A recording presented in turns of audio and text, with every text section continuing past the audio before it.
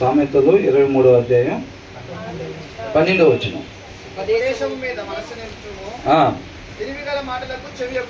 తెలివిగల మాటలకు చెవి యొగ్గుము అంటే ఇక్కడ ఏముందంటే apply your heart to instruction అని ఉంది. ఏంటంట జాయిసి? Apply your heart to instruction. ఉపదేశానికి, బోధకి ఏం అప్పగించాలంట? హృదయాన్ని అప్పగించాలంట. అర్థమవుతుందండి? అంటే చెప్పబడే ప్రతి మాట ఎక్కడ రాసుకోవాలి? హృదయంలో రాసుకోవాలన్నమాట.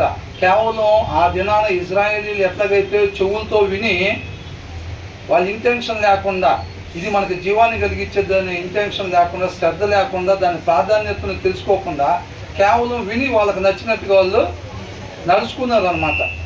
ఈ దినాన్ని కూడా అనేక మంది ఏం చేస్తూ ఉంటారు? వస్తారు, వింటారు అంతే. కాకపోతే వాళ్ళ దగ్గర ఆ ఇంటెన్షను ఉండదన్నమాట. ఆ ఇంటెన్షన్ లేకపోవటం వలన వాళ్ళకి ఏమైంది? వింటారులే కానీ వాళ్ళకి నచ్చినట్టుగానే వాళ్ళు ఉంటారు. కాబట్టి ఉపదేశానికి ఏం అప్పగించాలంట? ఇక్కడికి వచ్చినప్పుడు చెవులు మాత్రం అప్పగిస్తే ఉపయోగం ఏమీ లేదు. హృదయాన్ని అప్పగించాలి, హృదయం మీద రాసుకోవాలి. చెప్పబడే ప్రతి మాట కూడా హృదయం మీద రాసుకోవాలి. హృదయం మీద రాసుకున్నప్పుడు ఏమైంది? హృదయం ఏంటి అసలు? ఒక మనిషికి సెంటర్ అన్నమాట. అర్థమవుతుందండి? వాళ్ళ ఎమోషన్స్ కానీ ఇవన్నీ కూడా ఉండే ప్రదేశం హృదయం. ఒక మనిషి అని అంటే పరిగణలో తీసుకోబడేది హృదయం అన్నమాట. కాబట్టి ఆ హృదయాన్ని అప్పగించాలి. ఆ హృదయంలో ఉన్నట్లయితే గనక ఆ హృదయంలో ఏది ఉందో అదే వారి నోట్లో నుంచి మాటగా వచ్చింది, వారి యొక్క ప్రవర్తనగా వచ్చింది అన్నమాట. రేపు దాన్ని బట్టే జడ్జిమెంట్. నువ్వు మాట్లాడిన ప్రతి మాటకి నేను లెక్క అడుగుతాను అంటున్నాడు. అవునా కదా? కాబట్టి మనం ప్రవర్తించే ప్రతి ప్రవర్తనకు కూడా రేపు లెక్క అప్పచెప్పాలి. అవునా కదా? కాబట్టి మన హృదయాన్ని అప్పగించినట్టయితే ఆ హృదయం ఉండాల్సిన రీతిగా జ్ఞానం కలిగి ఉండిద్ది అనమాట. అప్పుడు మనం మాట్లాడాల్సిన మాట మాత్రమే మాట్లాడతాము, ప్రవర్తించాల్సిన రీతికి మాత్రమే ప్రవర్తించేవారుగా ఉంటాం. కాబట్టి జస్ట్ ఇక్కడికి వచ్చేసి మనం వినేసి వెళ్ళిపోతే ఉపయోగం ఏమి లేదండి. ఇక్కడికి అటెండ్ అయ్యామా మనకి ఏదో వచ్చేసింది అనుకుంటే పొరపాటే. అనుకున్నాం కదా అంతకుముందు ఇస్కరియోతు యూదా కూడా ఇప్పుడు దేవుడు యేసుక్రీస్తు వారు ఫెలోషిప్గా కూర్చున్నప్పుడు ఆయన జ్ఞానం సంబంధించిన మాటలు మాట్లాడేటప్పుడు ఇస్కరియోతు యూదా అక్కడే ఉన్నాడు. కానీ చెవులు మాత్రం అప్పగించాడు, హృదయాన్ని అప్పగించాల. హృదయం ఏం చేశాడు? తాళం వేసుకున్నాడు. దాంట్లో డబ్బులు సంపాదించాలనేది ఉంది.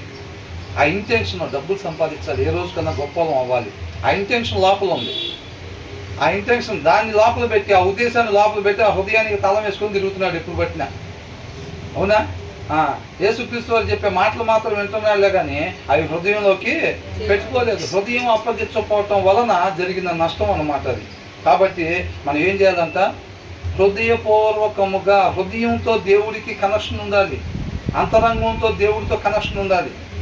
అంతే తప్ప అంతరంగంలో ఏదేదో ఉద్దేశాలు పెట్టుకొని ప్రేయర్ అయిపోయిన తర్వాత ఇప్పుడు పలానా చేద్దాం, ఇలా చేద్దాం, అక్కడి నుంచి అటు వెళ్దాం, ఇటు వెళ్దాం, ఈ ఉద్దేశాలన్నీ హృదయంలో పెట్టుకొని ఇక్కడికి వచ్చి కేవలం మన చెవులతో వినేసి వెళ్ళిపోతే ఉపయోగం ఏమీ లేదు. కాబట్టి ఏమంటున్నారు? మన హృదయాన్ని దేవుడి మాటకు అప్పగించాలి. ఆ మాటలంతా మన హృదయంలో పెట్టుకోవాలి. And your ears to words of knowledge. తెలివికి సంబంధించిన మాటల కంట మనం ఏం చేయాలి? చెవి యొగ్గాలి. చెవులు గలవాళ్ళు వినుగాక అని అంటే ఏంటి? శ్రద్ధ పెట్టి వినాలి అని అర్థం. అర్థమవుతుందండి?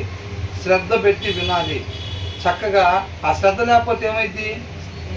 ఆ ఇంటెన్షన్ లేకపోతే ఎంత మంచి మాటలు చెప్పబడుతున్నా కానీ ఉపయోగం ఏమీ లేదు. కాబట్టి కేవలం ఈ శబ్దాన్ని వినటం కాకుండా శ్రద్ధ పెట్టండి. ఇప్పుడు మనం చేయాలనుకోండి, ఏదైనా ఒక పని చేయాలనుకోండి, ఆ పని చేయటానికి ఏమేం కావాలి? మొన్న అనుకున్నాం కదా, ఏదన్నా యూట్యూబ్లో చూసి కర్రీ వండుతుంటే వాళ్ళు ఏమేమి చెప్తున్నారో అది జాగ్రత్తగా వింటాం.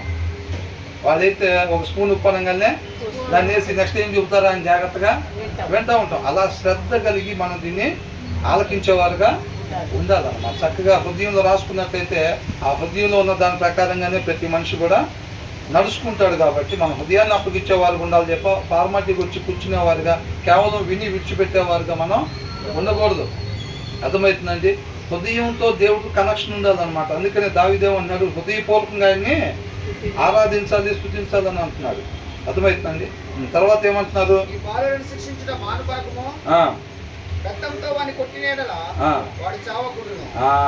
ఏంటంట, ఈ బాలులను శిక్షించుట మానుకులము. అమ్మయ్య, బాలికలకి ఏమీ లేదులే అనుకుంటున్నారా?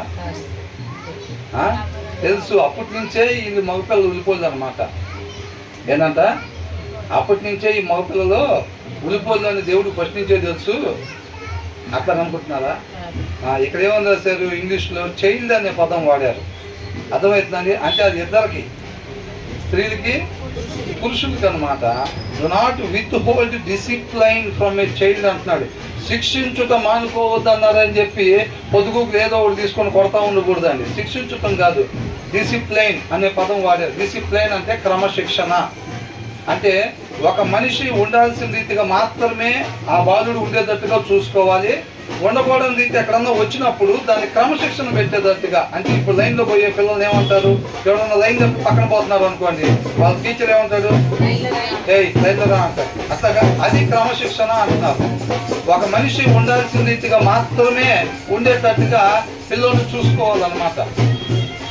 వాడు ఎక్కడైతే ఉండకూడని రీతిగా అవుతున్నాడో, వాక్యం నుంచి డీవియేట్ అవుతున్నాడో, ఏం చేయాలి? ఆ పిల్లోడు ఎలా ఉన్నాడో చూసుకొని, నీతిమంతుడిగా అయితే ఒక మాట చెప్పగానే సరి చేసుకుంటాడు. అదే సింపుల్గా ఉంటే గద్దించే వారు ఉండాలి. అదే ఒకవేళ బుద్ధిహీనుడిగా ఉన్నాడు అనుకోండి, పిల్లోడికి బెత్తం వాడాలి అంతే. శిక్షించటం అని అంటే ఇక ప్రతిదానికి బెల్ట్ తీసుకోరా అంటాం కాదు, బెల్ట్ తీసుకోరా అంటాం కాదు. పిల్లోడు ఏ స్టేజ్లో ఉన్నాడో చూసుకొని, అంతకుముందు వచ్చిన వాళ్ళు మనం చూసాం కదా, పిల్లోడు ఏ స్టేజ్లో ఉన్నాడో చూసుకొని వాడికి చెప్పాల్సినప్పుడు చెప్పాలి, గద్దించాల్సినప్పుడు గద్దించాలి, అవసరమైతే బెత్తం తీసుకోవాల్సినప్పుడు బెత్తం తీసుకోవాలి. అలా తీసుకోకుండా నువ్వు ఉండబాకు. వాడు ఎప్పుడైతే లైన్లో నుంచి పక్కకి వెళ్ళాడో, నువ్వు వాడు అప్పుడు క్రమశిక్షణ పెట్టకుండా ఇమ్మీడియట్గా వాడిని లైన్లోకి తీసుకురాకుండా నువ్వు ఉండబాకు. వాడికి నొప్పి పుట్టింది ఆ టైంలో, అవునా? ఇప్పుడు ఎప్పుడైతే పక్కకి వెళ్తాడో పిల్లలు, లైన్లో నుంచో అనగానే వాడికి ఏమనిపించింది, ఎందుకు ఈసారి పొద్దున్న లేస్తే అన్ని రూల్స్ అంటాడు. ఏందని చెప్తాను, అన్ని రూల్స్ అంటారు మా సార్ అని అనుకుంటాడు, అవునా? అంటే ఇష్టం ఉండదు అనమాట, అంతేనా కదా? కాబట్టి పిల్లలు కూడా ఏమనుకుంటారు, అది చేయకూడదని. అంటే ఏం లేదు, అది చేయొద్దంటావు, ఇది చేయొద్దంటావు, ఏంది మమ్మీ అసలు ఏది చేస్తే అది చేయొద్దంటారు ఏంది అని అనుకుంటాడు. వాడు అంటున్నాడు కదా, వాడు బాధపడుతున్నాడు కదా అని చెప్పి నువ్వు ఆపద్దు అని అంటున్నాడు. అందుకని విత్ హోల్డ్ అనే పదం వాడారు అనమాట. నిలిపివేయబాక. వాడు వెళ్ళాల్సిన దారిలో కాకుండా వాడు దారి తప్పినప్పుడు నువ్వు అని క్రమశిక్షణలో పెట్టకుండా నిలపబాక అంటున్నాడు. అర్థమవుతుందండి? మీరు దేన్నో చూసుకున్నారు, అదే వాడు బాధపడతాడు, ఇందాకే సరి చేసేవాడిని, అవునా? ఇప్పుడు లైన్లో పోతుంటే వాడు ఆల్రెడీ పక్కకు వచ్చాడు, లైన్లో వెళ్ళరా అని అన్నాం. లైన్లో వెళ్ళరా అన్న తర్వాత వాడు మళ్ళీ కొద్దిగా ముందుకు పోగానే మళ్ళీ పక్కకు పోయడంతో, మనం ఇందాకే అరిసాము, ఇందాకే చెప్పాము, సరే ఎందుకు పద్దాకులంటే బాధపడతాడేమోలే, వాడిని బాణి ఎటో కట్టాం అనుకుంటామా? ఎటో కట్టు బాణి అనుకుంటే వెళ్ళాల్సిన మార్గం కాకుండా ఇక వేరొక మార్గం ఏదైనా అది నష్టానికే దారితీస్తుంది. అర్థమవుతుందండి? వెళ్ళకూడని ప్రదేశానికే తీసుకెళ్ళిద్ది అనమాట అది.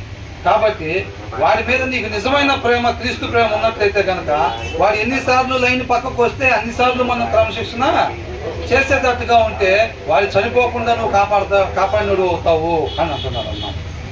అది నిజమైన క్రీస్తు ప్రేమ అంటే. దేవుడు కూడా ఏమంటే ఆయనకన్నా ప్రేమిస్తాము మనం. ఆయన కూడా మనం లైన్లో నుంచి తప్పిపోతున్నాం అనుకోండి, ఇమీడియట్గా జనరల్ వాటికి పంపిస్తాడుగా. అంటే అక్కడ ఏం చేస్తారు, శాల్వా కప్పి ఎమ్మటే ఏమైనా హల్వాలు స్వీట్లు పెడతారా, ఇంజక్షన్లు అయ్యి ఈ సిలిండర్ పెట్టి లాంటి ఇదంతా పిల్లలకు బాధ ఉండిద్దా లేదా? మరి ఆ ప్రేమమూర్తి చూస్తాడు కదా. కాబట్టి ఆ ప్రేమ కలిగి ఉండాలి మనం.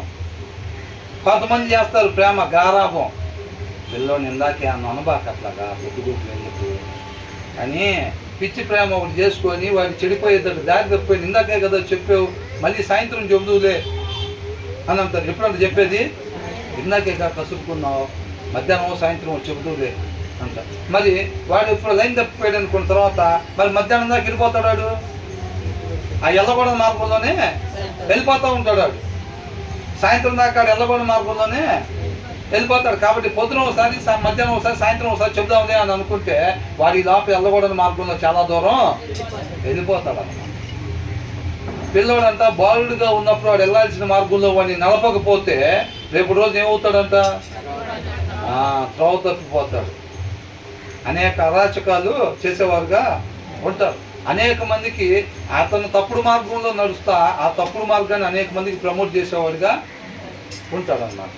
అర్థమవుతుందండి? కాబట్టి ఏమంటున్నారు, ఆ దేవుడు ప్రేమ కలిగి ఉండాలన్నమాట. మరి దీన్ని జయించాలి కదా. ఈ అపవాది ఏం చేస్తూ ఉంటాడు?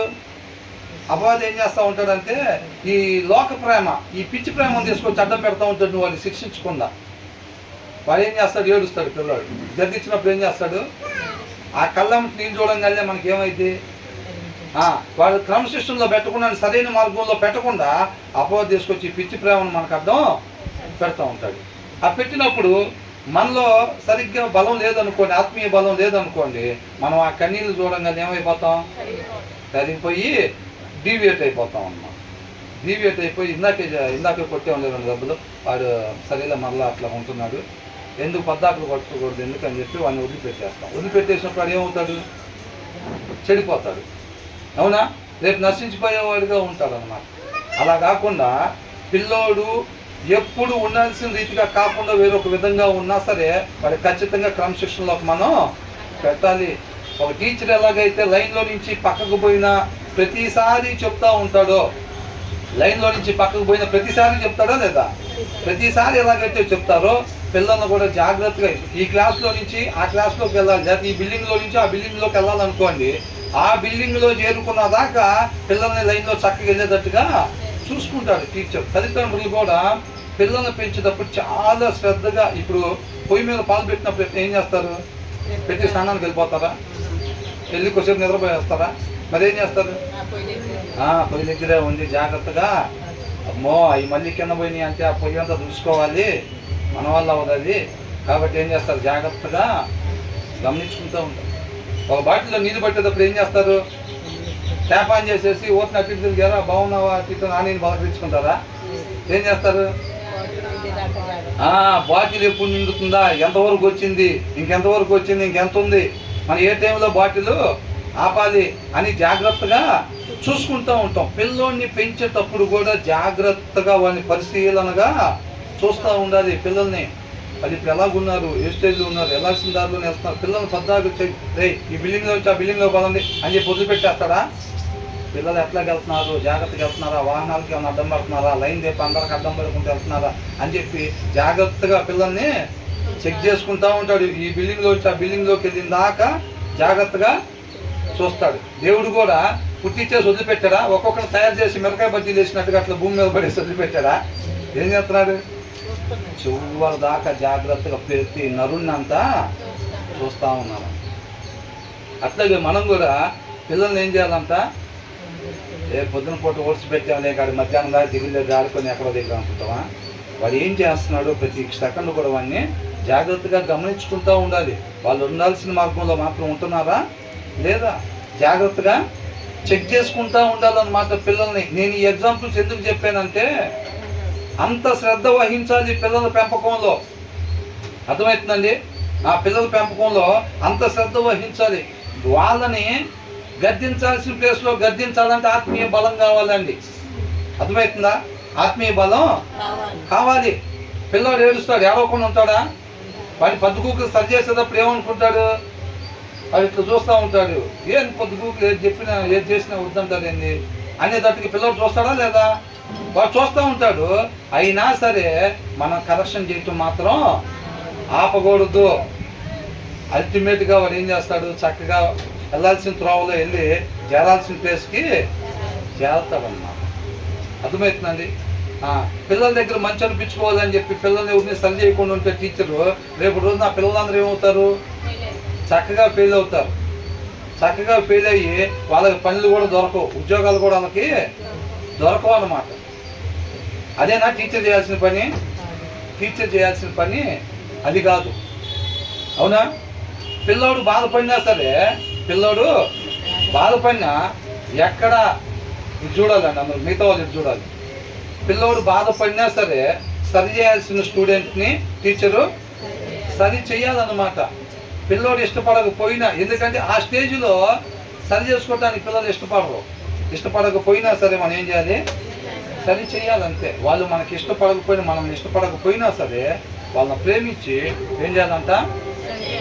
మనం కూడా ఏమని చేస్తాం, అన్ని ఆపదలు శ్రమలు ఇవన్నీ వస్తుంటే ఏందో నా జీవితం ఏందో నేనేందో అనుకుంటాం. పిల్ల కూడా అంతే కనుక్కునేది, ఊపిరి మా డాడీ మా మమ్మీ ఇట్లా అంటారు, ఏంది అసలు ఇది లేకుండా ఉంటే బాగుండేది నా లైఫ్లో అనుకుంటారు. కదా తెలియదు అప్పుడు వాళ్ళకి, తర్వాత కొంత వయసు ముందుకెళ్ళిన తర్వాత తెలుసుకుంటారు వాళ్ళు.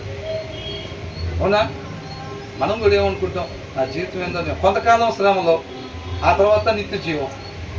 అవునా కదా? అది వెళ్ళాల్సిన మార్గం. అది మన దగ్గర హృదయంలో జ్ఞాన వివేకాలు లేవనుకోండి, మనం అనుకుంటే ఏమనుకుంటాం, అసలు మన జీవితం ఏందో మనం ఏందో ఎప్పుడు పట్టిన శ్రమలే, ఒకటి పోతే ఇంకొకటి వస్తూ ఉంటాయి అని అనుకుంటారు. ఎప్పుడు అనుకుంటారు అట్లా? కొంతకాలం శ్రమ, వెళ్ళాల్సిన మార్గం ఇది అని మనకు తెలియకపోతే అనుకుంటారు అన్నమాట. అట్లా అర్థమవుతుందండి. కాబట్టి మనం ఏం చేయాలంట, పిల్లల్ని క్రమశిక్షణ పెట్టాల్సిన టైంలో పెట్టాలి తప్ప క్రమశిక్షణలో మనం ఏదో ఈ లోక ప్రేమను చూపించి మనం ఆగిపోయే వారంగా ఉండకూడదు. అర్థమవుతుందండి. తర్వాత ఏమంటున్నారు, ఇఫ్ యూ పనిష్ దెమ్, అదేసే ఆనందం, అదేసేసి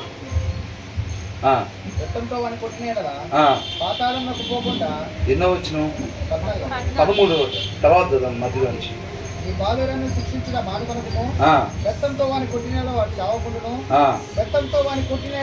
ఏమైందంట, if you punish them with the rod they will not die అని అంటున్నాడు.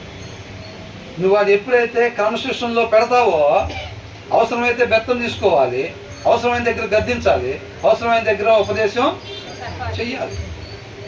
అర్థమవుతుందండి. తన జ్ఞానవంతుడిగా ఉన్నట్లయితే కనుక ఉపదేశం చేసినప్పుడే సరి చేసుకుంటాడు. అవునా? సింపుల్గా ఉన్నట్లయితే కనుక గద్దించేటట్టుగా ఉండాలి, బుద్ధిహీనుడిగా ఉంటే కనుక బెత్తం తీసుకునేటట్టు ఉండాలి. పిల్లలు ఏ స్టేజ్లో ఉన్నాడో చూసుకొని దాని ప్రకారంగా మనం క్రమశిక్షణలో పెట్టేటట్టుగా ఉండాలి. నువ్వు బెత్తం తీసుకొని కొడితే అది ఏమవుకుండా ఉంటారంట, ఏమవుకుండా ఉంటారంట, దాంట్లో ఉంది 13 వచ్చిన మధ్యలో నుంచి. కొట్టిన ఎడల వాడు చావకుండును అని అంటున్నాడు. లోకంలో ఎలా ఉంటుంది, రే కొట్టబాకరా చచ్చిపోతాడు రా వాడు అంటారు. ఏంటంట, కొట్టబాకరా కర్ర తీసుకుని అని కొడతాడు చచ్చిపోతాడేమో అని అనుకుంటారు. జ్ఞానం వివేకాలు లేకపోతే అంతే కొడతారు. మరి ఏం చేస్తాం, కొట్టమన్నారు కదా అని కర్ర తీసుకొని తల మీద కొట్టారు అనుకోండి, ఏమైంది? కర్ర తీసుకొని తల మీద కొట్టారు అనుకోండి, ఏమవుతాడు? బాలుడు చచ్చిపోతాడు. అవునా? క్రమశిక్షణలో పెట్టడం తెలియాలి. అవునా కదా? ఆ జ్ఞానం, ఆ వివేకం. కాబట్టి ఎలాగ శిక్షించాలి, ఎలా క్రమశిక్షణలో పెట్టాలో తెలిసి ఉండాలి. ఇప్పుడు తెలియని మాస్టర్ని, తెలియని టీచర్ని పీటీ మాస్టర్ని పెట్టుకున్నారు అనుకోండి, పిల్లోని ఎలా క్రమశిక్షణలో పెట్టాలో అలా పెడతాడా? ఆయనకు వచ్చా? లైన్ తప్పినోడిని ఎలాగ లైన్లోకి పెట్టాలో ఆయనకు వచ్చి ఉండాలి ఫస్ట్. అవునా కదా? పీటీ మాస్టర్ ఎవరిని పెట్టుకుంటారు? జడ్సన్ ఎవరిని పెట్టుకుంటారు పీటీ మాస్టర్గా? ఆయనకు ఆల్రెడీ అది తెలిసిన వాళ్ళని పెట్టుకుంటారు. అవునా?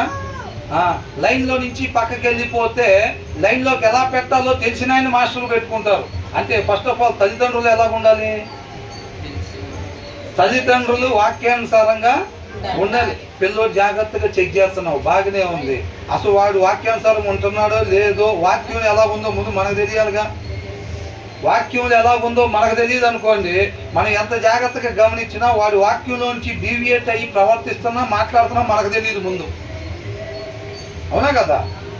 కాబట్టి ఫస్ట్ ఆఫ్ ఆల్ పీటీ మాస్టర్ని ఒక క్రమశిక్షణ కలిగి ఉండే ఆయన్ని ఎలాగైతే మాస్టర్ పెట్టుకుంటారో, తల్లిదండ్రులు కూడా ఏం చేయాలంట, చక్కగా జ్ఞాన వివేకాలు కలిగి హృదయంలో వాక్యం ఉన్నట్లయితే కనుక వాళ్ళు జ్ఞాన వివేకాలు కలిగి ఉంటారు.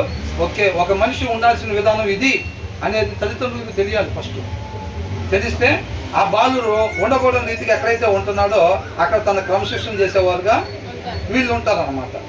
అర్థమవుతుందండి. అప్పుడు ఆ బాలుడు ఎలాగవుతాడంటే, a person's desire is unfailing love. ప్రతి వ్యక్తి కూడా మన సహోదరుని చేయమని కోరుకుంటాడు, దేవుడు ప్రేమనే కోరుకుంటాడు. కాబట్టి ఆ బాలుడు ఎలా పెరుగుతాడు? దేవుడు ప్రేమతో ఇతరులని ప్రేమించేవాడిగా పెరుగుతాడు అన్నమాట బాలుడు.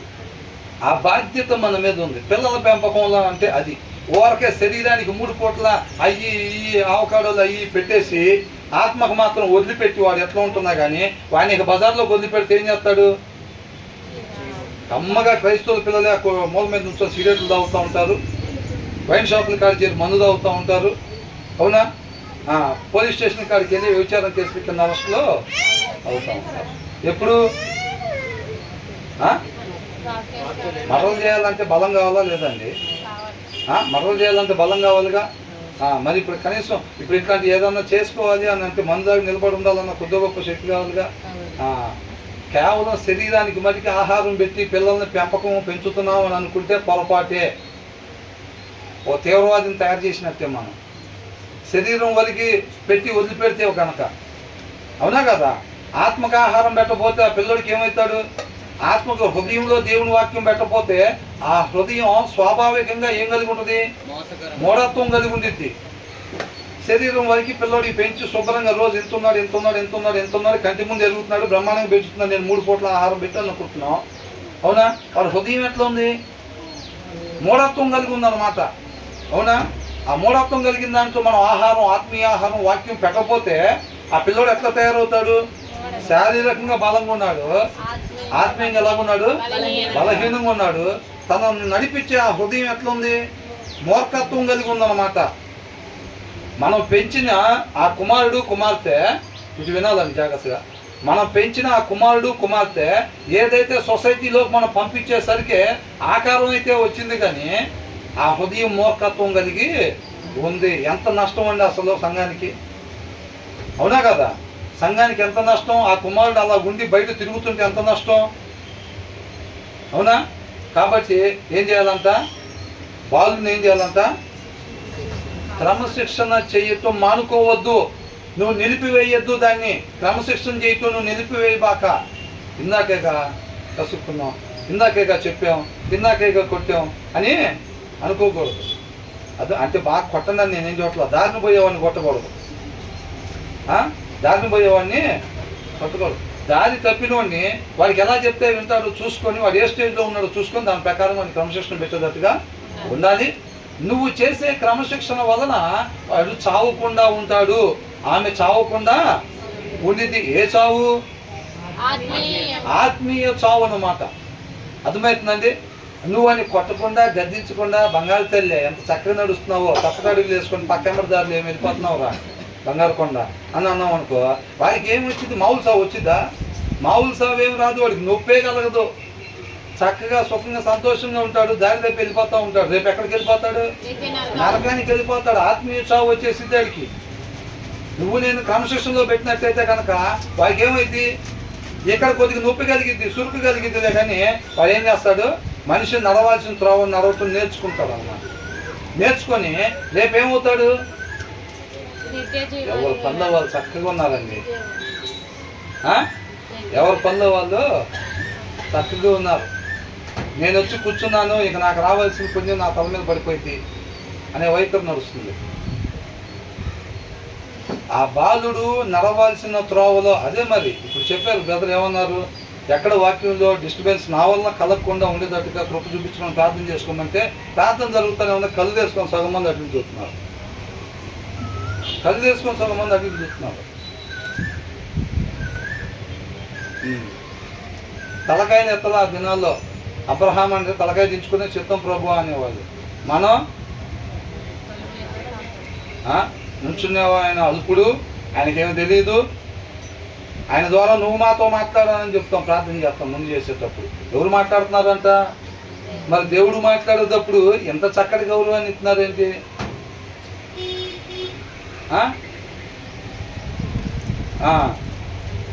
కాబట్టి ఏంటంట? ఆ క్రమశిక్షణ నువ్వు అది చేసినట్టయితే కనుక వాడు తర్వాత టీచర్ అవుతాడు. ఏమవుతాడు? వాడు నడవాల్సిన త్రోవ నేర్చుకుంటాడు. ఓకే, మనిషి ఉండాల్సిన విధానం ఇది. 2-3 సార్లు నువ్వు ఎప్పుడైతే సరి చేస్తావో, మాట్లాడకూడదు, ఆ ప్రవర్తించకూడదు అని నువ్వు ఎప్పుడైతే సరి చేస్తావో ఇక మనిషి నడవాల్సిన తను నడుస్తాడు. ఒక విధానం నువ్వు అలవాటు చేసినప్పుడు ఏమవుతుందంటే కాదు, జీవిత విధానంగా అలవాటు చేసుకొని దాని ప్రకారం వెళ్ళిపోతూ ఉంటాడు. అంటే ఆయన కుమారుడు, ఆయన కుమార్తె ఇక వాక్యానుసారంగా నడుచుకుంటూ ఉంటారనమాట. రేపు వాళ్ళకి మ్యారేజ్ అయ్యి వాళ్ళకి పిల్లలు పుట్టినప్పుడు ఏం చేస్తారు? హీ విల్ బి టీచర్ అనమాట, అవునా? కాబట్టి తనకు తెలుసు మనిషి ఎలా ఉండాలో తనకు తెలుసు. కాబట్టి తన కుమారుడికి కుమార్తెకి క్రమశిక్షణలో పెట్టగలుగుతాడు అన్నమాట. తన టీచర్గా మాస్టర్గా అవుతాడు. కాబట్టి తన పిల్లల్ని క్రమశిక్షణలో పెట్టగలుగుతాడు. ప్రతి విశ్వాసి కూడా అలాగుండాలి. అప్పుడు మనం ఈ లోకానికి వెలుగుగా ఉప్పుగా ఉంటాం. మన జీవిత విధానం ద్వారా సత్యం అనే వెలుగుని ప్రకాశింపజేయాలి, క్రీస్తుని ప్రకాశింపజేయాలి. మనం వెళ్ళాల్సిన మార్గంలో మాత్రమే మనం వెళ్ళేటప్పుడు మనలో ఎవరు కనపడతారు? క్రీస్తు కనపడతాడు అన్నమాట. అర్థమవుతుందండి? అట్లాగా మనం ఈ లోకానికి సారాన్ని అందించే వారంగా, వెలుగుని అందించే వారంగా ఉండాలి అని అంటున్నాడు. అంటే తల్లిదండ్రులకి ఎంత బాధ్యత ఉందండి? జీతం తీసుకొచ్చి పెట్టి డిమార్ట్కి వెళ్ళి సరుకులు తీసుకొచ్చి పెట్టేస్తే అయిపోయింది. ఇంకా డాడీ కష్టపడేది జీతం తీసుకొస్తాడు, డిమార్ట్లో వెళ్ళి సరుకులు తీసుకొస్తారు. మమ్మీ ఇంకా పొద్దునే లేచి చెమట దుడుచుకుంటా మొత్తం టిఫిన్ తయారు చేసి అలా డైనింగ్ టేబుల్ మీద పెట్టగానే అయిపోయిందా? మరి ఇంకేం చేయాలంట? వాళ్ళ హృదయం ఏదైతే స్వాభావికంగా మూఢత్వం కలిగి ఉందో దాంట్లో సరైన హృదయంగా, దేవుని వాక్యం కలిగిన హృదయంగా, ఆ జ్ఞాన వివేకాలు కలిగిన హృదయంగా వాళ్ళ పిల్లల హృదయాలు ఉన్నాయో లేదా చెక్ చేసుకుంటూ ఉండాలి. ఎక్కడైనా వాళ్ళు తప్పిపోతున్నట్టయితే కనుక వాళ్ళ మాటలో కావచ్చు, అది ఎలా తెలిసింది? వాళ్ళ హృదయం, బ్రదర్ హృదయంలో మరి ఎక్కడ తేడా ఉందో మనకి ఎట్లా తెలిసింది అంటే, హృదయంలో తేడా ఉంటే వాళ్ళ నోటి మాట ద్వారా వచ్చింది, అది వాళ్ళ ప్రవర్తన ద్వారా వచ్చింది. అది అర్థమవుతుందండి? వాళ్ళ ప్రవర్తన ద్వారా ఎప్పుడైతే పిల్లోడి దగ్గర అది వచ్చిందో, వాళ్ళ మాట ద్వారా ఎప్పుడైతే అది వచ్చిందో, ఓకే హృదయంలో కొత్తగా వైరస్ ఉంది, దాన్ని కొద్దిగా మనం సరి చేయాలి అని చెప్పి మనం సరి చేస్తూ ఉంటే పిల్లోని ఆ కావాల్సిన ట్రీట్మెంట్, గాయాలు తగిలే దెబ్బల వల్ల అంట ఏం స్వస్థత పరిస్థితి అంట? అంతరంగం సరి చేయబడిద్ది అంట. ఏంటి? అంతరంగం సరి చేయబడిద్ది. మనకి గాయాలు తగిలే దెబ్బల వలన అంతరంగం సరి చేయబడిద్ది. నువ్వు వాడికి బయట ఎన్నిసార్లు చెప్పాలా? నీకు 2 సార్లు చెప్పినా వాడు లైన్ దాటి పక్కకు పోతున్నాడు అనుకోండి, ఇక సార్ ఏం చేస్తాడు? బెత్తం తీసుకుంటాడు. బెత్తం తీసుకుని 2 అచ్చులు వేస్తాడు కాళ్ళ మీద. వాడికి రుద్దుకుంటా లైన్లోనే పోతాడు తప్ప వాడు లైన్ దాటి పక్కకు వాడు. అంటే ఇక్కడ ఏం చేసింది? ఇక్కడ వాడికి దెబ్బ తగిలింది. ఆ దెబ్బ ఏం చేసింది? ఇక్కడ సరి చేసింది వాడికి. అవునా? నేను ఇంకా పక్కకి పోకూడదు, వెళ్ళాల్సిన విధానం ఇదన్నమాట అని చెప్పి వాడు ఏం చేస్తాడు? ఇక్కడ రుద్దుకుంటా వెళ్ళాల్సిన లైన్లో వెళ్తూ ఉంటాడు అన్నమాట. కాబట్టి మీ కుమార్తెలు కుమారులు వాళ్ళు సజీవులుగా ఉండాలని ఎంతమంది ఆశపడుతున్నారు? ఎంతమంది ఆశపడుతున్నారు? అలాగ అంతరంగంలో నిజమైన ఆశ ఉంటే కనుక ఫస్ట్ ఆఫ్ ఆల్ ఇంటికి వెళ్ళంగానే మనం వాక్యం చదవాలి, దాంట్లో ఏముందో చూసుకుని దాని ప్రకారంగా మనం నడుచుకుంటా వారిని కూడా ఆ వాక్యంలో ఉన్న దాని ప్రకారంగా మనిషి ఉండాల్సిన దాని ప్రకారంగా వాళ్ళు ఉంటున్నారా లేదా, వాళ్ళ హృదయం ఎట్లా ఉందో జాగ్రత్తగా చెక్ చేసుకోవాలి. పిల్లోడికి మమ్మీ ఇక్కడ గీసుకుందనంటే కొద్ది ప్రోగ్రెస్ తగ్గిపోయింది అని అన్నాను. అవునా? అది ఆటోమేటిక్గా శరీరం తగ్గిపోయింది. తర్వాత గాయాలు లేకుండా మనం లేసే వారంగా ఉంటాం. ఓ చేయి లేకుండా చక్కగా నీతిమంతుడిగా ఉండి చనిపోతే 2 చేతులతో లెగుస్తారా లేదా? 2 చేతులతో లెగుస్తారు. గాయం వల్ల వచ్చిన నష్టమేమీ లేదన్నమాట. అది కాబట్టి వాళ్ళ క్రమశిక్షణలో పెట్టేటట్టుగా మనం ఉండాలి. ఆ క్రమశిక్షణలో వాళ్ళని పెట్టాలి అని అంటే ఫస్ట్ ఆ మనిషి ఎలాగుండాలి అనేది ఫస్ట్ తల్లిదండ్రులకు తెలియాలి. అవునా? కాబట్టి కుటుంబం పట్ల దేవుడికి ఒక గొప్ప ప్రణాళిక ఉంది. ఆయన రాజ్య స్థాపన కోసం, ఆయన రాజ్యాన్ని నిర్మించడంలో కూడా మనం కూడా ఆయన తోటి పనివారంగా దేవుడు మహాకృపను బట్టి మనకు కూడా ఆ బాధ్యతని అప్పగించాడు అనమాట. కాబట్టి అది ఎంతో గొప్ప భాగ్యంగా ఎంచుకొని మనం ఎంతో గొప్ప భాగ్యంగా ఎంచుకొని దాన్ని జాగ్రత్తగా మనం వ్యవహరించి ఆయన నామాన్ని మహింపరిచే వారంగా ఉండాలి. 14వ వచనంలో ఏమంటున్నారు? బెత్తముతో వాడిని కొట్టిన ఎడల, అంటే కొట్టిన ఎడల అని అంటే ప్రతిదానికి బెత్తం తీసుకోమని కాదు, అవసరమైన దగ్గర ఆ పిల్లోడు ఎలాగున్నాడు, ఉపదేశించాలా, గద్దించాలా, బెత్తం తీసుకోవాలా అనేది చూసుకొని దాని ప్రకారంగా మనం చేసేవారంగా ఉండాలి. దాని సారాంశం అది. బెత్తం తీసుకుని అనగానే ప్రతిదానికి బెత్తం తీసుకునేవారుగా ఉండకూడదు. బెత్తం తీసుకుని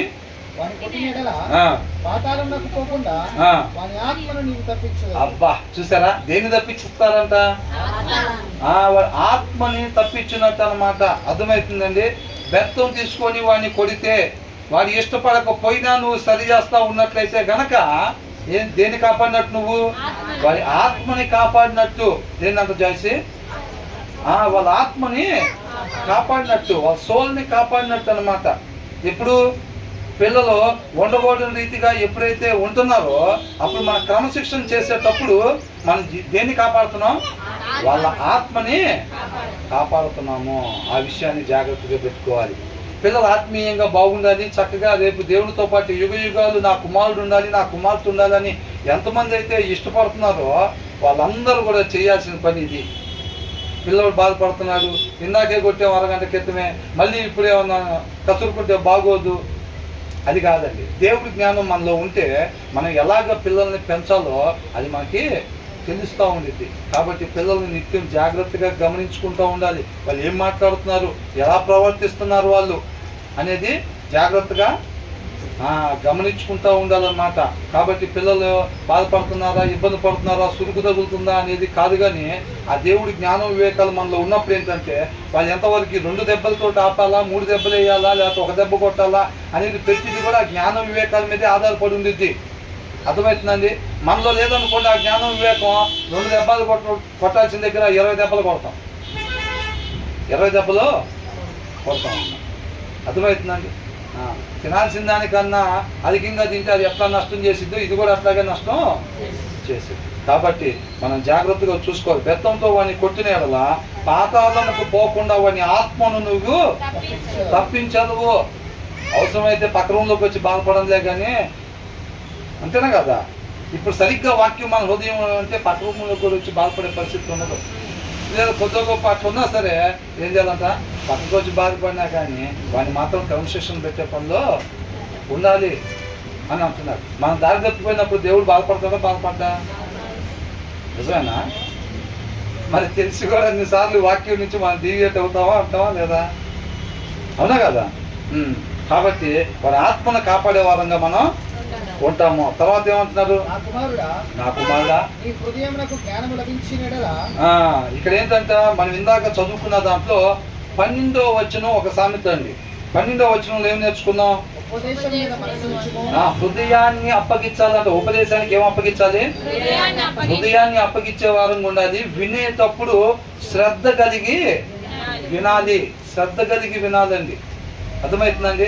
అది చేయటానికి ఎట్లాగైతే మనం అనుకున్నాం కదా, యూట్యూబ్లో చూసి కర్రీ వండేటప్పుడు వాళ్ళు ఏదైతే చెప్తే ఇప్పుడు చెయ్యాలి కదా మనం, అది వాళ్ళు చెప్పింది మనం చెయ్యాలి. కాబట్టి దాన్ని శ్రద్ధ కలిగి వింటాం, ఆ పని చేస్తాం. అది నెక్స్ట్ ఏం చెప్తున్నారు దాని మీద శ్రద్ధని నిలుపుతాం అన్నమాట. మరలా చెప్పింది అలాగా చేస్తాం. అట్లాగా వినేటప్పుడు ఎలా వినాలంట, శ్రద్ధ కలిగి వినాలి.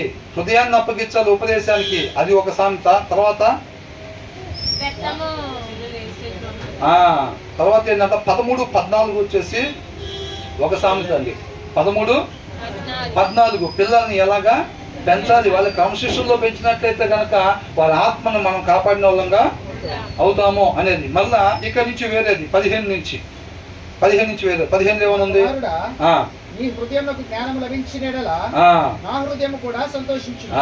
చూసారా ఏంటంట, మన సృష్టికర్త ఎవరండి, మన తండ్రి ఎవరు, దేవుడే కదా. అవునా. ఏమంటున్నాడు, నా కుమారుడా నీ హృదయమునకు జ్ఞానము లభించిన ఎడల నా హృదయం కూడా సంతోషించును. మన హృదయం జ్ఞానం లేకుండా ఉందనుకోండి, మరి దేవుడు ఏమవుతాడు, బాధపడేవాడుగా. ఇప్పుడు పిల్లోడు ఇప్పుడు సొసైటీలో అరే వద్దురా తాగుబాకరా అని అంటుంటే వాడు బయటికి వెళ్ళిపోయి వాడు తాగేసి తూలుకుంటా వాళ్ళతో వెళ్తా గొడవ పెట్టుకుంటా, లేకపోతే అక్కడిక్కడ పడిపోయి ఎవరన్నా చమ్మ మీ అబ్బాయి అక్కడ పడిపోయాడు వంతుని దగ్గర అని ఇట్లా చెప్పారు అనుకోండి, ఆ తల్లిదండ్రులు యావతూ భలే పెరుగుతున్నాడు అనుకుంటారా, ఏమనుకుంటారు, బాధపడతారా లేదా, ఎంత ఇబ్బంది పడతారు అసలు, ఎంత బాధపడతారు, ఎంత కుమిలిపోతారు అసలు. అవునా.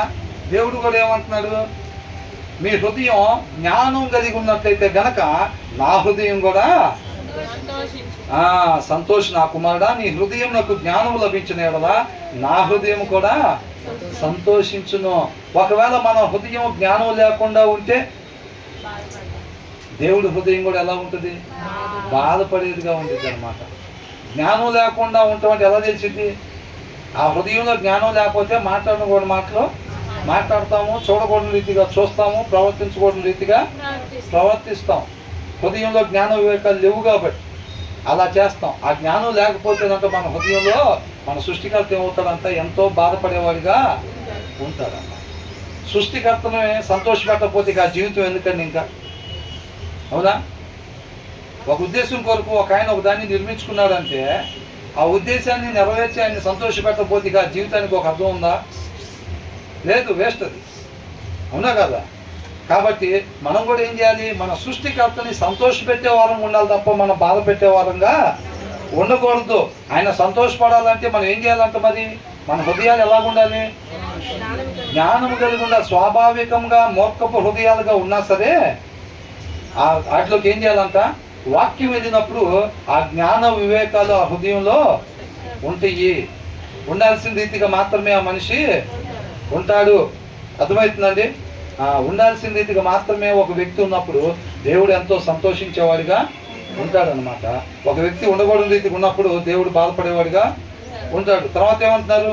నీ పెదవులు యథార్థమైన మాటలు పలుకుట విని నా అంతరంద్రియములు ఆనందించును. 15వ వచనం ఇంగ్లీష్ లో, my son if your heart is wise, నీ హృదయం జ్ఞానం కలిగి ఉన్నాడలా అని అంటాడు. దెన్ అప్పుడు my heart will be glad indeed. నిజానికి నా హృదయం కూడా అప్పుడు ఎంతో సంతోషంగా ఉండింది. నేను హృదయం ఎంతో సంతోషపడేవాడిగా ఉంటాను. ఎప్పుడు?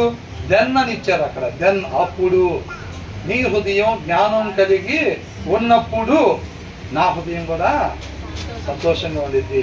నీ హృదయం జ్ఞానం కలిగి లేకపోతే ఏమైతే దేవుడి హృదయం బాధపడేదిగా ఉండిద్ది అని అంటున్నాడు. 16వ వచనంలో ఏమనుంది?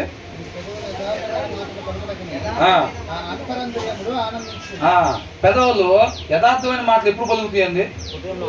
ఆ యథార్థత హృదయంలో ఉన్నప్పుడు. అవునా?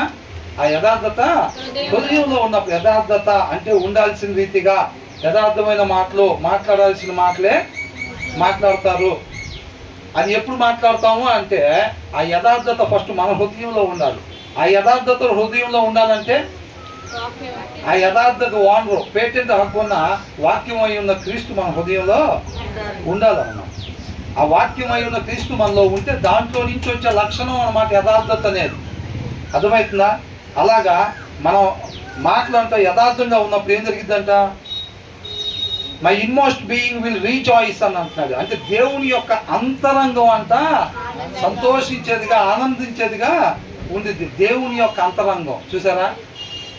మన అంతరంగమే కాదండి, దేవుడికి కూడా అంతరంగం ఉండిద్ది. అర్థమవుతుందా? ఇటు చూడండి, దయచేసి ఇటు చూడండి, ఇటు చూడండి. పిల్లలు ఆడుకుంటూ ఉంటారు, మీరు దీని మీద శ్రద్ధ నిలపాలండి. అర్థమవుతుందండి? ఇంటి దగ్గర వాళ్ళతో ఆడుకొని, ఫెలోషిప్కి వచ్చినప్పుడు వాళ్ళతో ఆడుకొని, వాక్యం వినేది ఎప్పుడు? వాక్యం వినేది ఎప్పుడు అండి? అదే చెప్తుంది ఇందాక.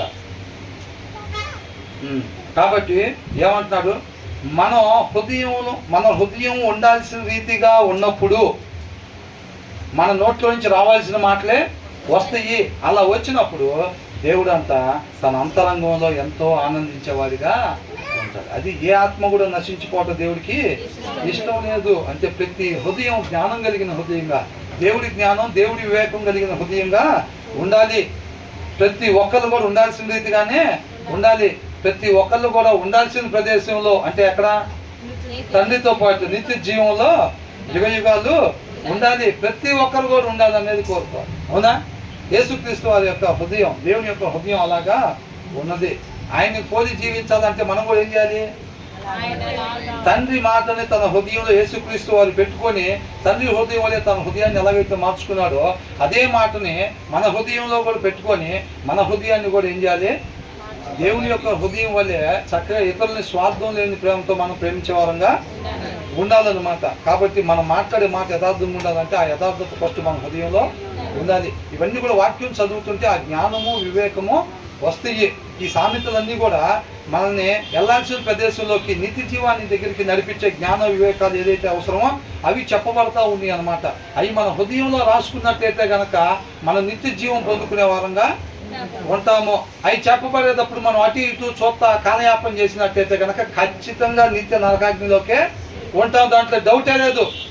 నువ్వు ఫెలోషిప్లోనే ఉండొచ్చు, క్రైస్తవుడిగా ఉండొచ్చు, బాప్టిజం తీసుకొని ఉండొచ్చు, నువ్వు ఎవరబ్బాయి అయినా ఉండొచ్చు, ఎవరమ్మాయి అయినా అయి ఉండొచ్చు కాక, మనం ఎవరైనా కానీ ఆ వచనం చెప్పబడేటప్పుడు మనం శ్రద్ధ కానీ నిలపకపోతే కనుక ఏమైతే ఆ వచనం ఎక్కడైతే మనం శ్రద్ధ నిలపలేదో ఆ పరిస్థితి వచ్చినప్పుడు మనం పడిపోయే వారంగా ఉంటాము. కాబట్టి అది మనకి జీవాన్ని తీసుకొచ్చే మాటలు అన్నమాట ఇవి. కాబట్టి మనం ఏం చేయాలి? జీవం తీసుకొచ్చే దానికి ఎంత శ్రద్ధ నిలపాలి అసలు? అవునా? ఆఫ్టర్ ఆల్ ఒక కూరలో ఉప్పు ఎక్కువ తక్కువ అయితే ఏమైందండి కొద్దిగా? మరి దానికి అంత శ్రద్ధ పెట్టి విని వాళ్ళు 1 స్పూన్ వేయమన్నారా, స్పూనున్నర వేయమన్నారా, 2 స్పూన్లు వేయమన్నారా అని చెప్పి మనం వినేటప్పుడు ఏది కొద్ది రుచిని తీసుకొచ్చే కూరలోకే వాళ్ళు స్పూన్ ఏమన్నారా స్పూన్ ఉన్నారా ఏమన్నారా అని జాగ్రత్తగా శ్రద్ధ నిలిపేటప్పుడు జీవాన్ని తీసుకొచ్చిద్దంట, రుచిని కాదు. దేన్ని తెచ్చిద్దంట?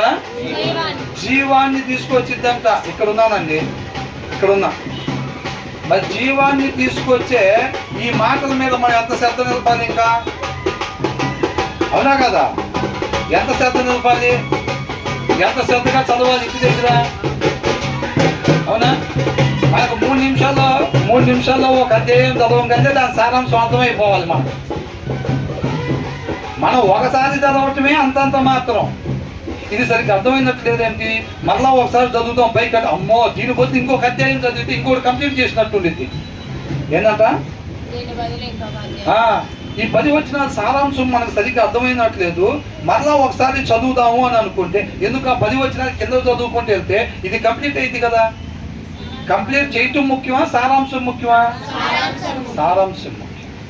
అర్థం కాకపోతే దాని సారాంశం ఎన్నిసార్లు అయినా పైకెళ్ళి చదివే వారంగా ఉండాలి. అర్థమవుతుందండి? అయినా అర్థం కాకపోతుంటే కనుక మరలా ఒకసారి చక్కగా ప్రార్థన చేసుకొని మరలా మనం దాన్ని ధ్యానించుకుని ఆశపడే ప్రాణాన్ని తప్పక తృప్తిపరుస్తాడు దేవుడు. మాట ఇచ్చిన దేవుడు నమ్మదగిన వాడన్న. నువ్వు నిజంగా దాని సారాంశం కోసం ఆశపడి కానీ నువ్వు అక్కడే ఎతుకుతున్నావు. నువ్వు మరలా పైకి వెళ్ళటం ఏంటంటే అక్కడే తవ్వుతున్నట్టు అనమాట. అక్కడే హిడెన్ ట్రెజర్, దాచబడిన గుప్త నిధి లాంటిది కాబట్టి వాక్య సారాంశం. నువ్వు మరలా దాన్ని చదవటం, మరలా చదివి దాని సారాంశం దొరికిందాక అక్కడి నుంచి పక్కకి పోకుండా ఉండాలి ఎప్పుడైనా సరే. అర్థమవుతుందండి? ఊరికనే వచనం చదివేసి కిందకి వెళ్ళిపోకూడదు. అది 3 వచనాలు అర్థం కాలేదని అంటే మళ్ళీ పైకి పోయి వచ్చారు కానీ ఇంకో 3 వచనాలు చదివినట్టుండిద్ది, కానీ అట్లా పోబాకండి. మనం మోసం చేసుకున్న వారు అవుతాం. అర్థమవుతుందండి? కాబట్టి ఏంటంట, మనిషి ఉండాల్సిన రీతిగా ఉండేటప్పుడు దేవుడు అంతా తన హృదయం ఎంతో సంతోషపడేవాడిగా ఉంటాడు, తన అంతరంగంలో ఎంతో ఆనందించేవాడిగా ఉంటాడన్నమాట. అర్థమవుతుందా? మన సృష్టికర్తను మరి మనం సంతోషపెట్టాలా లేదా? ఆనందపరచాలా లేదా? ఆయన కోసం కాదండి, మన కోసం మనం జీవించినప్పుడు ఆయన కూడా సంతోషపడేవాడిగా. మనం ఎప్పుడైతే మనిషి ఉండాల్సిన రీతిగా నేను ఉండాలి అని ఎప్పుడైతే కుమారుడు కుమార్తె అనుకొని నడుచుకుంటూ ఉంటారో ఆటోమేటిక్గా తల్లిదండ్రులు ఆనందించేవారు ఉంటారు. అవునా కదా? అదన్నమాట. చక్కగా దేవుడు హృదయం కూడా ఎలా ఉంటుంది, అది కూడా భావోద్రేకాలు కలిగిందన్నది మనకు అర్థమవుతుందా? అది యాంత్రికంగా ఉంటాడేమో దేవుడు, మొత్తం మిషనరీ లాగా పనిచేస్తూ ఉంటాడేమో, అట్లాగేమీ ఉండదు. భావోద్రేకాలు ఆయన హృదయంలోకి తొంగి చూసే వారంగా మనం ఉండాలి. ఆయన హృదయాలోచన చొప్పున మనం నడుచుకునే వారంగా ఉండాలి. నిత్యం కనెక్షన్ అన్నమాట. ప్రభా ఏం చేయమంటావు? నీ కృపను బట్టి ఈ దినం నాకు ఇచ్చావు, ఏం చేయమంటావు ప్రభా అని చెప్పి నిదానించి ఆయన హృదయంలోకి చూసి ఆయన ఏం చెప్తున్నాడో తేటగా తెలుసుకొని దాని ప్రకారం మన జీవితంలో ఆ దినాన ముందుకు సాగే వారంగా ఉండాలి. ఆ సహవాసం దేవుడితో మనకి ఉండాలన్నమాట. కాబట్టి ఈ 2 వచనాలు ఒకటండి. ఏంటంటే 15వ వచనం ఉంది, నా కుమారుడా నీ హృదయమునకు జ్ఞానము లభించిన ఎడల నా హృదయం కూడా సంతోషించు. నీ హృదయంలో ఒకవేళ జ్ఞానం లేకపోతే నా హృదయంలో కూడా నేను బాధపడేవాడిగా ఉంటాను. అంత మాత్రమే కాదు, తర్వాత ఏంటంటే 16వ వచనం, నీ పెదవులు యథార్థమైన మాటలు పలుకుట విని, అంటే నువ్వు ఉండాల్సిన రీతిగా మాత్రమే నేను ఉండటం ఎప్పుడైతే చూస్తానో నా అంతరంగంలో నేను అంత ఆనందించేవాడిగా, ఇన్మోస్ట్ బీయింగ్. అర్థమవుతుందండి? నా అంతరంగంలో నేను అంత ఆనందించేవాడిగా ఉంటాను అని అంటారు. మనం కూడా క్రీస్తును పోలి ఉన్నట్లయితే కనుక, నిజంగా దేవుడి ప్రేమ మనలో ఉంటే ఇతరులు కూడా ఎప్పుడైతే అట్లా ఆత్మీయంగా బలంగా ఉంటారో, అభివృద్ధి చెందుతూ ఉంటారో, మనం కూడా అట్లా ఆనందించేవారుగా సంతోషంగా ఉంటాం తప్ప అవతల ప్రార్థన చేస్తే కుళ్ళుకునే బ్రహ్మాండంగా ప్రార్థన చేసింది వాళ్ళ అట్లా చేయకుండా ఉండాల్సింది. అవునా? కొంతమంది అవతల చక్కగా ప్రార్థన చేస్తే వీళ్ళకి ఇబ్బంది కలుగుతూ ఉంది. అందరికి అర్థమైంది కదా బాగా ప్రార్థన చేశారని. అవతల బాగా పాట పాడారు అనుకోండి, వీళ్ళకి ఇబ్బంది అవుతూ ఉంటుంది. ఎందుకని? బాగా పాట పాడింది, చక్కగా పాడారని అందరూ అంటారు, అందరికి ఆమె మీద మంచి అభిప్రాయం కలిగిద్ది. అవునా? అందరూ ఆమెతో చక్కగా పాడే, దేవుడు మంచి స్వరం ఇచ్చాడు నీకు, ఆ తలాంతుని దేవుడు నా మహిమ కొరకు వాడాలి అది దాన్ని మాట్లాడుతుంటే యువతరాలకి గుచ్చుకుంటా ఉంటాయి ముందు. అవునా? ఎందుకని? హృదయంలో వాక్యం లేదు, కానీ ముసుగు మాత్రం ఉంది. ముసుగు మాత్రం ఉంది. విశ్వాసం ముసుగు ఉందలే కానీ లోపల మాత్రం అందుకని అవతల బాగా ప్రార్థన చేశారంటే మనకి ఇబ్బంది కలుగుతుంది, పాటలు పాడారంటే ఇబ్బంది కలుగుతుంది. అవతల బాగా వాక్యం చదువుతున్నారు, ఇవాళ 10 అధ్యాయాలు చదివానంటే సరే మనం నేర్చబడిపోతాం. ఏనంత వాణిలీలు తోడున్నారు, ఏం కూడా చదవట్లేదు, ఆమె కూడా చదవట్లేదు అనుకున్నాను.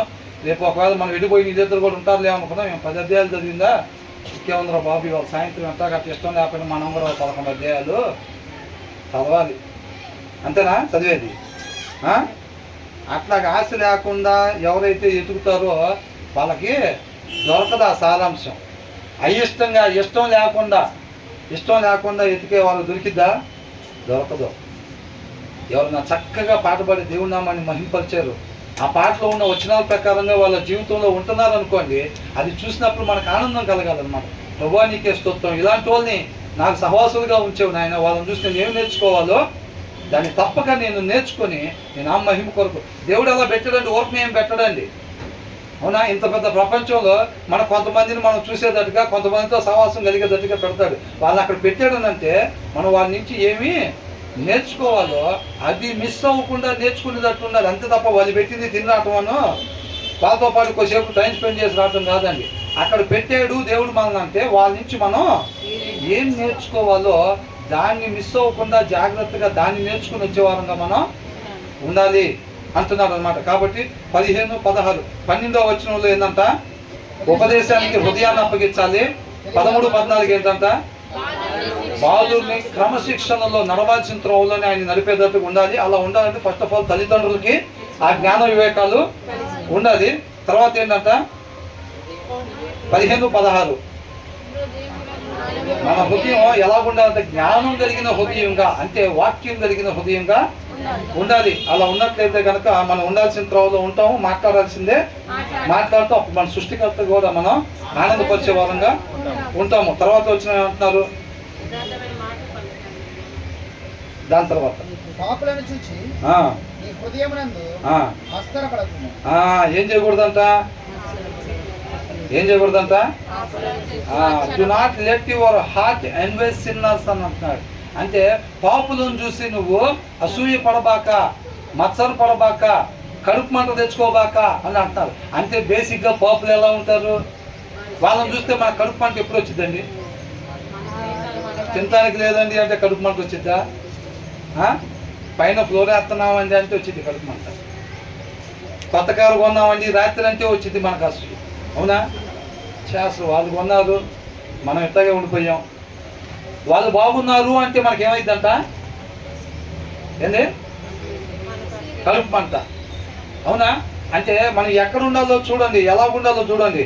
Do not let your heart envy sinners but always be jealous for the fear of the Lord అని అంటున్నారు. ఫియర్ ఆఫ్ ద లార్డ్ చివరి వచనాలండి ధ్యానించుకున్నాం. దయచేసి ఒక 2 నిమిషాలు సర్దు పెట్టండి.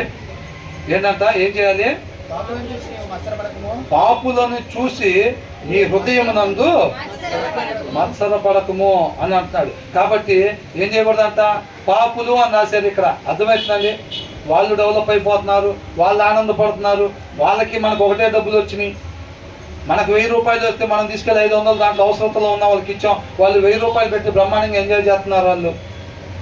అవునా? వాళ్ళకి కావాల్సినవి కొనుక్కొచ్చుకుంటారు, మంచి వస్త్రాలు కావచ్చు, తినేది కావచ్చు, లేకపోతే అన్నీ వాళ్ళకి కావాల్సినవి తెచ్చుకుంటారు. ఇవేం చేస్తూ ఉంటారు పాపులు? నీతి తప్పినప్పుడు ఏమైంది? లాభం వచ్చింది, లోక సంబంధమైన లాభం వచ్చింది నీతి తప్పినప్పుడు. అవునా? నీతి తప్పినప్పుడు లోక సంబంధమైన లాభం, ఎదుగుదల వచ్చింది అన్నమాట. ఇది ఎవరు రాసుకోబాకండి హృదయంలో.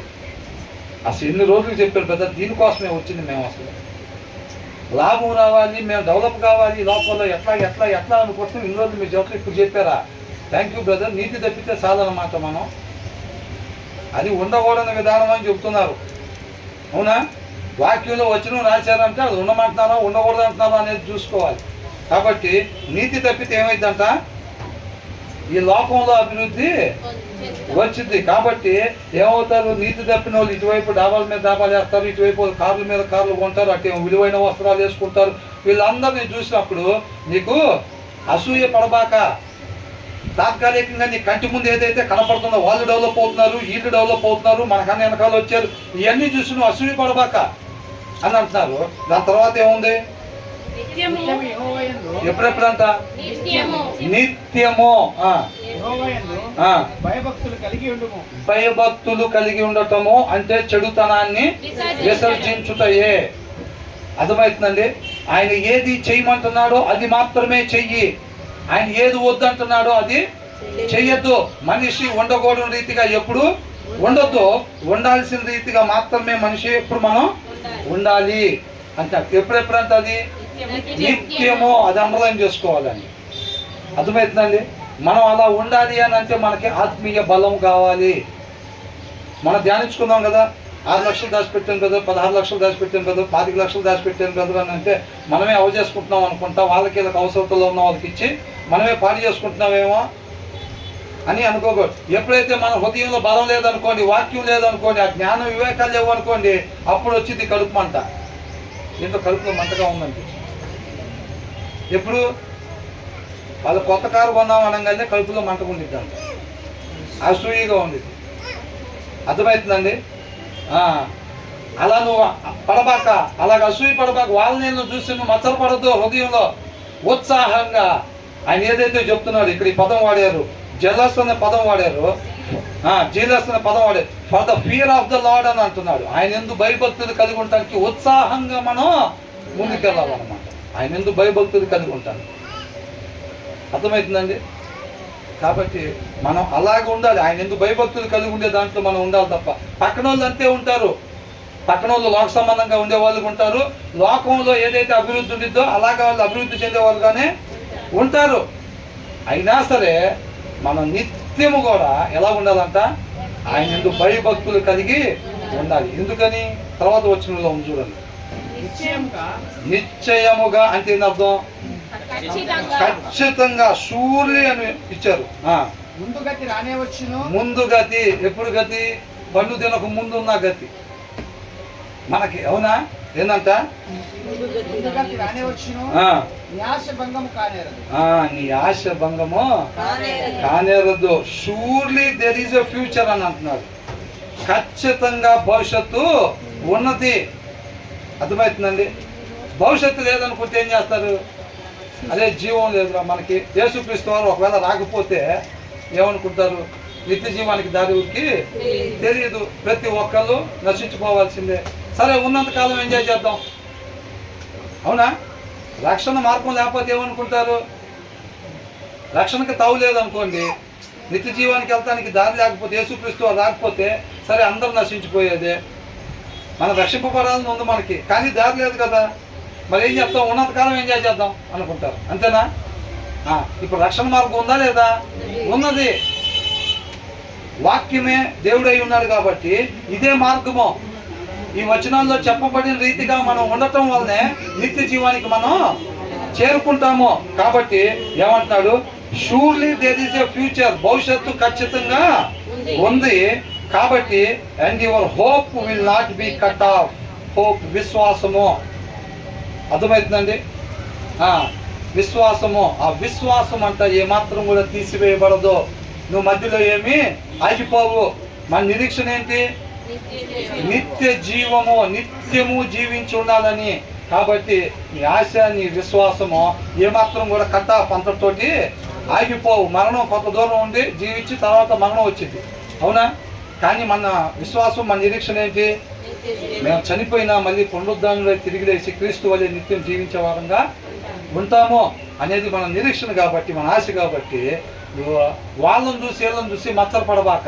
వాళ్ళు డెవలప్ అయిపోతున్నారు, వాళ్ళు బంగారం వేసుకుని తిరుగుతున్నారు, వాళ్ళు డబ్బులు దాచుకుంటున్నారు, వాళ్ళు పదవులు సంపాదించుకుంటున్నారు, వాళ్ళ ఆరోగ్యం కాపాడుకుంటున్నారు. ఎండకి వెళ్ళకుండా నేను వాడికి వీడికి ఎవరికో బాగలేదంటే నేను ఎండలో పోయి హాస్పిటల్కి వాడిని తీసుకుని చూపించి నల్లబడి వచ్చాను నేను, వాడు చూడు తెల్లగా ఆరోగ్యం కాపాడుకుంటున్నాడు అని చెప్పి వాడిని చూసి ఇన్ని చూసి మచ్చలు పడబాక అంటున్నాడు. అర్థమవుతుందండి?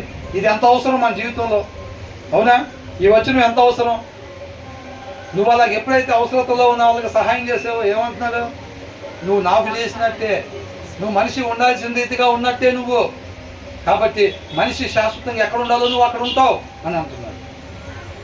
అర్థమవుతున్నది? వాగ్దాన కార్డులో వస్తేనే కాదండి, ఈ వచనాల ప్రకారం ఎవరున్న వాళ్ళకి నిత్య జీవమే. నా పక్కన వాళ్ళకి నీకు నిత్య జీవం వచ్చిందని వాగ్దాన కార్డులో వచ్చింది, నాకు రాలేదని నేను బాధపడే పని ఏం లేదు. మనం ఈ వచనాల ప్రకారంగా ఉంటే ప్రతి ఒక్కరికి నీతిమంతులకి ఏదైతే దేవుడు ఇస్తానన్నాడో ఆ ప్రతి ఒక్క వాగ్దానం మన జీవితంలో నెరవేరిద్ది. దాన్ని ఎవరు కూడా ఆపలేరు. అంతే తప్ప దాంట్లో ఒకదాన్ని తీసుకొచ్చి మనకి ఇచ్చేది కాదండి. ఈ దీంట్లో ఉన్న ప్రతి ఒక్క వాగ్దానం ఏదైతే నీతిమంతుడికి దేవుడు ఇస్తానంటున్నాడో, మనిషి ఉండాల్సిన రీతిగా మాత్రమే ఉండేవారికి ఏవైతే వాగ్దానాలు దేవుడు ఇస్తానన్నాడో అవన్నీ కూడా మనం స్వతంత్రించుకోగలుగుతాం. అర్థమవుతుందండి. విశ్వాసంతో మనం ముందుకెళ్ళాలి. కంటికి కనిపించే దాన్ని బట్టి మనం కాదు. కాబట్టి surely there is a future. ఖచ్చితంగా అది ఎవరు మాట్లాడుతున్నారు? దేవుడు మాట్లాడుతున్నాడు. మన తోటి సహోదరుడు, పాస్టర్ గారు, ఇంకొకళ్ళు కాదండి. అది దేవుడి మాట. ఖచ్చితంగా భవిష్యత్తు ఉన్నది. నీ ఆశ, నీ విశ్వాసము భంగము కానేరదు. అది ఖచ్చితంగా నువ్వు అక్కడ తండ్రి దగ్గరికి చేర్చుకుంటావు. అర్థమవుతుందండి. నువ్వు విశ్వాసం ఉంచి ఈ మార్గం నన్ను తండ్రి దగ్గరికి చేర్చిద్దని నువ్వు వాక్యమైన దేవుడి మీద విశ్వసిస్తున్నావు చూసావా, ఆయన నమ్మదగిన వాడు. ఖచ్చితంగా ఆ ప్రదేశానికి చేరుస్తాడు. తండ్రితో సమాధాన పరుస్తాడు. ఆయన ఆత్మ కాబట్టి ఆయన ఆరాధించేవారు ఆత్మతో దేవుడితో కనెక్షన్ ఉండాలన్నమాట. ఊరికి శరీరంతో కనెక్షన్, పెదాలతో పలకటం, నీళ్లు చిలకలిచ్చినట్టుగా ఏంటంట, ఊరికి పెదాలతో నీకే స్తోత్రం, నీకే మహిమ, నీకే ఘనత అంటే ఉపయోగమేమి లేదు. అంతరంగంతో దేవుడితో కనెక్షను ఉండాలి అంటున్నాడు. నీ హృదయం జ్ఞానం కలిగి ఉన్నట్లయితే గనక నా హృదయంలో నేను కూడా ఆనందించేవాడిగా ఉంటాను అన్నట్టు. ఈ ముఖం కదలికలు, ఈ ముఖం రూపురేఖలు బాగుంటే నేను కూడా ఆనందం ఉంటాను అంటున్నారా? ముక్కు ముఖాలు బాగుంటాం కాదండి. అవివాదన్నీ ఉండటం కాదండి. తెల్లగా ఉంటాం కాదు, నల్లగా ఉంటాం కాదు, ఎత్తుగా ఉంటాం, పొట్టిగా ఉంటాం కాదు. కానీ ఆ హృదయం ఎలా ఉండాలంట? జ్ఞాన వివేకాలు కలిగి ఉన్నట్లయితే నువ్వు ఉండాల్సిన రీతిగా ఉంటావు. కాబట్టి నా కుమారుడు నశించిపోవట్లేదు, నా కుమార్తె నశించిపోవట్లేదు, తండ్రి దగ్గరికి చేరుకుంటుంది అని చెప్పి చక్కగా నేను ఆనందించేవాడిగా, సంతోషించేవాడిగా నేను ఉంటాను అంటున్నాడు దేవుడు. ఆయన హృదయ ఆలోచన ఎరిగి దాని ప్రకారంగా మనం నడుచుకునే వారంగా ఉండాలి. మన సృష్టికర్తని మనం సంతోషపెట్టే వారంగా ఉండాలి. ఎవరైతే మనం సృష్టించారో ఆ సృష్టికర్తని, ఆ ఉద్దేశాన్ని నెరవేర్చడం తప్ప మనకు వేరే పని ఏమైనా ఉందా? ఏమి లేదు కదా. కాబట్టి మనం చక్కగా ఈ ధ్యానించుకున్న లేఖనాల ప్రకారం ఏదైతే ఉందో, మన 12వ వచనంలో ఏం చూసాం? హృదయం అప్పగించాలి ఉపదేశానికి. ఆ దేవుని మాటలంతా మన హృదయంలో భద్రపరుచుకున్నట్టయితే అవి మన మాటలుగా, ఆ స్వాభావికంగా వచ్చిన హృదయంలో మూఢత్వం ఏదైతే ఉందో ఆ వాక్యాన్ని ధ్యానించుకున్నప్పుడు అది చక్కగా జ్ఞానం కలిగిన హృదయంగా మారిద్ది. మనిషి ఉండాల్సిన రీతికి మాత్రమే ఉండేవాడుగా ఉంటాడు.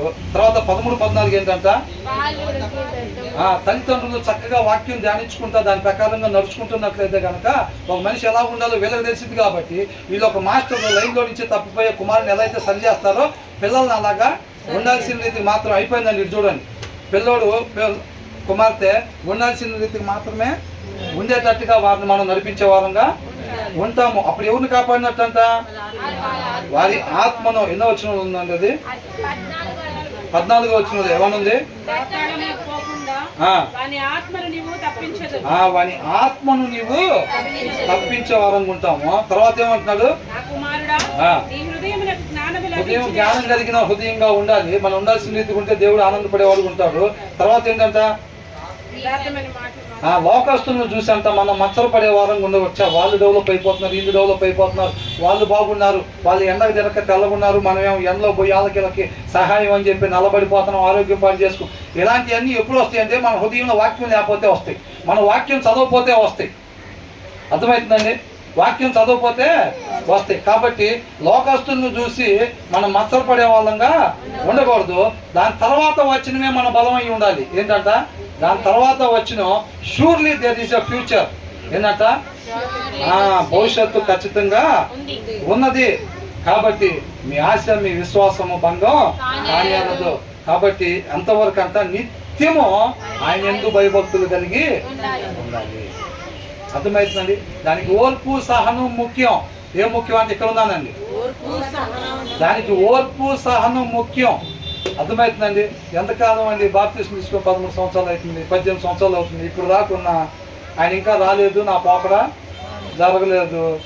ఎంతకాలం అండి, ఎంతకాలం అనేది కాదు. ఆ ఇచ్చేది చిన్నపాటి. ఇప్పుడు రన్నింగ్ రేస్లో ఫస్ట్ వస్తే ఏమి ఇస్తారు? ఎంత షీల్డ్ ఇస్తారు, అల్మర్లో పెట్టుకోవడానికి తప్ప దేనికి పనికిరాదు. ఆయన అలాంటివి తీసుకొని రావట్లా మన కోసం. అవునా? ఆయన ఒక షీల్డ్ ఇస్తారు, రన్నింగ్ రేస్ పోటీలు ఉన్నాయి స్కూల్లో అంటే 2 నెలల ముందు నుంచే పిల్లల చేత ట్రైనింగ్ ఇప్పించి కోచింగ్ ఇప్పించి అన్నీ తీసుకెళ్తే వాడు ఇంత షీల్డ్ తీసుకొస్తాడు. అవునా కదా? మరి ఏం తీసుకొస్తున్నాడు అంటే దేవుడు నిత్య జీవం. నీ కోసం అక్కడ నూతన నిరీక్షణలో ఇల్లులు నిర్మాణం చేస్తున్నా అంటాడు. మరి ఆ మాత్రం ఓర్పు ఉండాలా లేదా? అది వెలకట్టలేంది, వివరించలేంది. ప్రభా ఇంకొక అవకాశం, ఇంకో జీవితం కాదు, ఇంకో 10 జీవితాలు ఇచ్చినా నేను ఓర్పుగా సహనం ఉంటా ప్రభా, నన్ను మళ్ళీ ఒకసారి కింద పంపించండి, వచ్చింది అవకాశం రాదు. కాబట్టి ఆ నిరీక్షణ వైపు చూసుకుని ఆ బలం కావాలి మనకు. ఆ సహనం ఓర్పు రావాలంటే ఆ వాక్యంలో నుంచి వచ్చింది అనమాట. ఆ బలం కానీ, ఓర్పు కానీ, శక్తి, సహనం ఇవన్నీ కూడా అక్కడి నుంచే వస్తాయి సమస్తం. ఇప్పుడు ఇక్కడ ఏంటి, ఇప్పుడు బాదం పప్పులు తింటే అదొకదానికి, ఇంకొకటి రావాలంటే జీడిపప్పులు తినాలి, ఇంకొకటి రావాలంటే ఖర్జూరాలు తినాలి, ఇంకొకటి రావాలంటే అంజీరాలు తినాలి. కానీ దీంట్లో అట్లా కాదండి, దీంట్లో అలా కాదు. ప్రతిదీ కూడా ఒక మనిషికి ఓర్పు కావాలన్నా, సహనం కావాలన్నా, బలం కావాలన్నా, శక్తి కావాలన్నా, లేకపోతే విశ్వాసం కావాలనుకున్నా కానీ, కృప చూపించాలన్నా, ప్రేమ చూపించాలన్నా, కరుణ చూపించాలన్నా, వాత్సల్యం చూపించాలన్నా, ఇవన్నీ కూడా ఒకటే ఆహారంలో నుంచి వస్తాయి. ఆహారం ఏంటి? వాక్యము. అర్థమవుతుందండి? ఆ ఒక్క దాంట్లో నుంచి అన్నీ వస్తాయి. కాబట్టి చక్కగా దీన్ని సమృద్ధిగా మనం భుజించే వారంగా ఉండాలన్నమాట. కాబట్టి మనకు కావాల్సిన సహనం, ఓర్పు ఇవన్నీ కూడా వస్తాయి. చక్కగా మనం నిత్య జీవాన్ని చేరుకునే వారంగా ఉంటాం. దేవునికి మహిమ కలుగును గాక.